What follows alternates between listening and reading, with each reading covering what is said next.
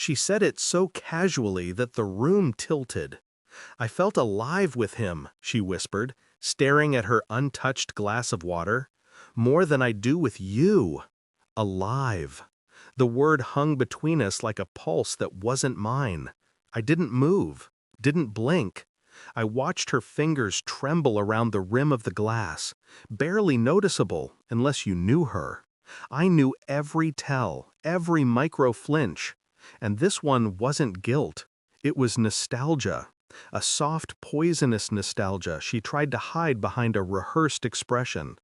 I let the silence expand. It made her uncomfortable. Silence always did. She mistook it for shock, or hurt, or quiet pleading. It wasn't. It was calculation. She looked up, searching my face for the reaction she expected. Anger, sadness, an argument, anything she could use to soften what she'd said. But I wasn't giving her a place to land. I just needed to tell you, she added, voice cracking in a way that felt practiced. I needed to be honest. Honest. Another word that didn't belong to her anymore. My phone buzzed on the table, a single notification. A name I recognized, a name she supposedly blocked 2 years ago. I felt my heartbeat flatten into a straight line. I finally exhaled and said the calmest sentence of my life. Then go feel alive with him again. She froze, like she didn't expect me to open the door she'd been pushing against for months. But I wasn't done. I watched the color drain from her face. And in that stillness, the truth I'd been avoiding finally stirred. Something had already happened. For days, her words replayed in my mind. Not the confession itself, but the way she said, alive. Alive carries implication, memory, physicality. And once you hear that tone, you can't unhear it. I started noticing the things I'd ignored. Her sudden interest in her appearance. Her phone flipped face down more often than not. Her late-night walks that ended with her smelling like a mixture of perfume and cold air, not sweat. The way she typed messages with a half smile she didn't show me. None of it was loud. Cheaters rarely are. They prefer soft betrayals, quiet enough to deny, subtle enough to blur.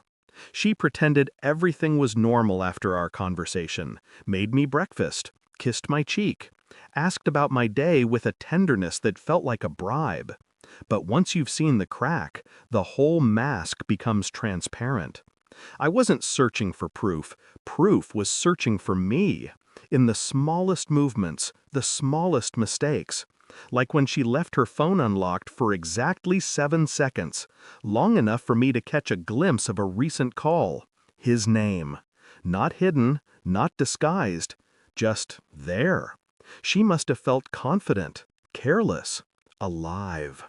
The realization didn't hit me with rage. It landed with something far colder, confirmation of a suspicion I'd carried like a bruise. I didn't confront her. Confrontations give the guilty time to perform. I simply watched her flinch every time her phone buzzed, watched her smile at messages she pretended were from friends, watched her avoid eye contact whenever she stepped back into the house after her evening fresh air.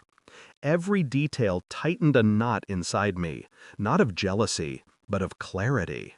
She wasn't unsure about us. She was testing how far she could go before I broke. But I didn't break. I planned. I began with small things. Phone records. Simple, cold, unemotional. His number appeared more frequently than some of her family's. Midday, midnight, 3 a.m. calls that lasted exactly 9 minutes, as if they were waiting for guilt to kick in. It never did. Next, I checked the shared cloud account she forgot I still had access to. She thought she'd disabled sync. She hadn't. Deleted pictures always leave shadows. And there they were. Images without faces, but with enough context to erase doubt. A familiar jacket sleeve brushing her shoulder. The corner of a hotel room mirror. Her reflection partially visible. Hair down, lips parted, eyes bright in a way she'd stopped looking at me. Alive. That word again. I studied everything like evidence. I didn't need emotion now. Emotion clouded judgment. I needed precision. I requested bank statements. Quietly. She'd been withdrawing cash. Small amounts. Repeating pattern. Always on the days she claimed she was meeting her sister. Then I reviewed our home security logs. Door opens 11:42 p.m. Door closes 1:18 a.m. 2-hour gaps. Regular intervals. A rhythm. Their rhythm. And still, I said nothing. She believed silence meant ignorance. She didn't understand that silence is the tool of someone who sees everything. I waited for the final piece, the confirmation that would end any margin of doubt.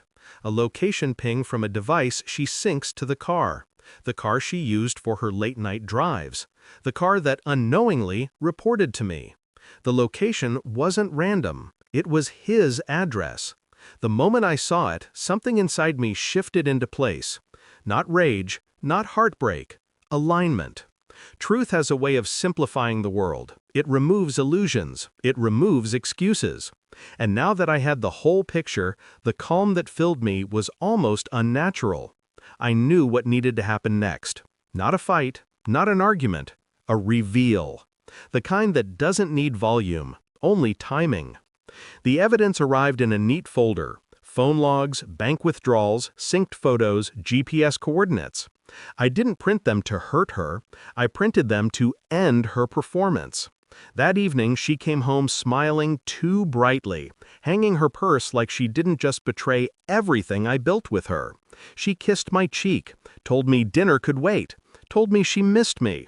It almost sounded genuine, if you didn't know what genuine sounded like. I sat at the table, the folder placed directly in front of me. "Can we talk?" I asked quietly. She froze. The guilty always do. Her eyes flicked to the folder. She tried to keep her expression neutral, but fear is hard to hide. "What's that?" "Your honesty," I said. I slid it toward her. She opened it with trembling fingers. Photos first, then logs, then the tracking data. The timeline painted itself clearly, cleanly, undeniable. She covered her mouth with both hands like the truth tasted poisonous. I can explain." "No," I interrupted. "You can react. The explaining is done." She started crying. Loud, messy cries meant to pull sympathy from my ribs. I felt nothing. Her world was collapsing. Mine was clarifying. When her sobbing softened into desperation, she whispered the line she thought would save her. "I didn't feel alive with him. I was confused. I love you." There it was, the bargaining stage. I leaned back, studying her like a stranger. "You told me you felt alive with him," I said. "So go. Be his problem again." Her eyes widened with real terror. "No, please. He doesn't want. It wasn't. I don't want him." "That's fine," I replied. "But he still has you." Her breath hitched. Panic spread across her face like a stain. I stood up, calm, collected, untouchable. "I already told him you're free. Sent him copies of everything. He knows you're available again." She collapsed against the table, sobbing so hard she shook. "You didn't," she whispered. "I did." It wasn't rage. It wasn't revenge. It was closure. And she felt it deeper than any scream could have delivered. I walked toward the door while she begged, her voice raw, cracking, dissolving into apologies that arrived months too late. I felt lighter with every step, not because I'd punished her, but because I finally stopped carrying her lies. Outside, the air was cold, clean, honest. My phone buzzed, her again, then again, and again. Calls, messages, voicemails, all variations of the same truth. She didn't feel alive with him. She only felt alive when she thought I didn't know. I turned the phone off and slipped it into my pocket. For the first time in a long time, the silence felt like mine. And in that quiet, final clarity settled. She wasn't calling because she loved me. She was calling because she finally understood. I had stopped being her problem. And she